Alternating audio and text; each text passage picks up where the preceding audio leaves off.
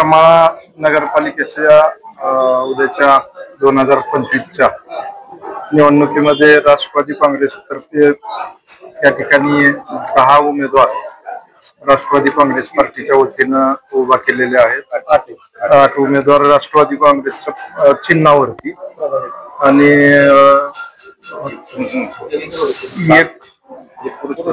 एक पुरस्कृत अशा सविता जयकुमार कांबळे यामध्ये पुरस्कृत केलेल्या आहेत। निवडणुकीची प्रक्रिया सुरू होत असताना महायुतीच्या माध्यमातून चर्चा झालेल्या होत्या की बाबा आपण एकत्र काही करता येतंय का, आणि त्या दृष्टीनं आपण सकारात्मक भूमिका त्या ठिकाणी घेतलेली आहे।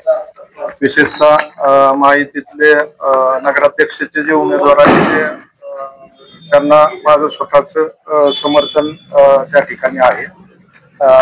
कनुबाई देवींच्या बाबतीमध्ये सुरुवातीला चर्चा होत असताना माहितीच्या संदर्भामध्ये आणि नेते मंडळींची चर्चा होत असताना जागेच्या संदर्भात ती चर्चा झालेल्या होत्या, परंतु महायुतीकडं इच्छुकांची गर्दी एवढ्या प्रचंड प्रमाणामध्ये होती आणि त्यातून नाराज्या निर्माण होऊ नये, त्यामुळं राष्ट्रवादीकडे पूर्ण पॅनलच्या दृष्टीनं सुद्धा त्या ठिकाणी मागण्या होत्या, परंतु हे सगळं ठरवत असताना भाजपकडे असलेली गर्दी, राष्ट्रवादीकडे असलेली इच्छुकांची गर्दी, त्यामध्ये आपल्याला संख्येचं मर्यादा ठरलेली होती की 20 उमेदवार आपण त्याच्यामधून देऊ शकत होतो।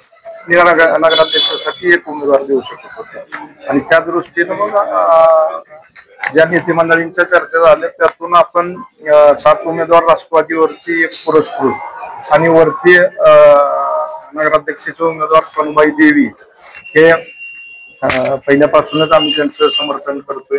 त्यांनी विधानसभेच्या निवडणुकीमध्ये मला मदत केलेली आहे आणि शेवटी महायुतीचा सरकारमध्ये आम्ही एकत्र काम करतोय। राष्ट्रवादी काँग्रेस असेल किंवा भाजप असेल, वरिष्ठ पातळीवरून स्थानिक पातळीवरती जसे निर्णय होतील त्याप्रमाणे निर्णय घ्या म्हणून वरिष्ठ पातळीवरून सूचना देण्यात आल्या होत्या। त्यामुळे इथल्या एकंदरीत नगरपालिकेची परिस्थिती बघितली तर त्यानुसार या ठिकाणी राष्ट्रवादी काँग्रेसचे काही उमेदवार आपण उभा केलेले आहेत आणि एकंदरीत जे उमेदवार उभा केलेले आहेत ते अतिशय चांगले उमेदवार या ठिकाणी आम्ही उभा केलेले आहेत आणि नक्कीच या सगळ्या 7 आणि आम्ही पुरस्कृत केलेले 1 उमेदवार यांना नक्कीच यश आलेलं त्या ठिकाणी पाहायला मिळेल।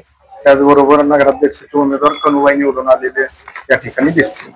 मामा, करमाळा नगरपालिकेमध्ये 20+1 अशा प्रकारच्या उमेदवारांची संख्या आहे, परंतु आपल्या उमेदवारांची संख्या पाहिली तर 8 आणि 1 अपक्ष अशा प्रकारची या ठिकाणी संख्या उभा केली आहे। परंतु ज्यावेळेस आपला पूर्ण पॅनल उभा करायचा होता त्यावेळेस भाजपासोबत या संदर्भात काय वाटाघाटीची बोलणी झाली होती? झालेल्या होत्या, पालकमंत्र्यांशी चर्चा झालेल्या होत्या, इथल्या स्थानिक गटाशी चर्चा झालेल्या होत्या, स्थानिक भाजपच्या नेते मंडळींशी चर्चा झाली होती, पण शेवटी भाजप पक्ष तुम्ही पाहताय की देश पातळीवरती काम करतोय, मोठा पक्ष आहे, त्यामध्ये इच्छुकांची गर्दी आणि अनेक गट समाविष्ट करून भाजपचं काम त्या ठिकाणी असल्यामुळे ह्या चर्चा झालेल्या आहेत। पालकमंत्र्यांनी स्वतः सांगितलं की माझ्यासोबत कोणतीही चर्चा झाली नाही आणि कोणत्या पालकमंत्र्यांसोबत चर्चा झाली याविषयी मला काहीच माहिती नाही। शेवटी ज्या राजकीय पक्षाचे आराखडे ठरलेले असतात सगळ्याच गोष्टी काही ओपनली त्यांनाही सांगता येत नसते, तर आम्ही त्याच्यावरती बोलणं उचित होणार नाही। शेवटी आम्ही महायुतीमध्ये एकत्र वरती काम करतो, त्यामुळं निर्णयानंतरच निकालानंतरच तुम्हाला खरी परिस्थिती काय आहे ते लक्षात। मामा, या ठिकाणी जर आपला पूर्ण पॅनल उभारला असता तर निदान येथील स्थानिक कार्यकर्त्यांना, पदाधिकाऱ्यांना एक संधी मिळाली असते। शेवटी निवडणुका या कसं पक्षीय पातळीवरती युत्या आघाड्या तुम्ही बघताय, त्यातलं करमाळ्याचं राजकारण बघितलं तर नेहमीच तुम्ही बघितलंय की युती आघाड्यावरतीच हे राजकारण अवलंबून राहिलेलं आहे।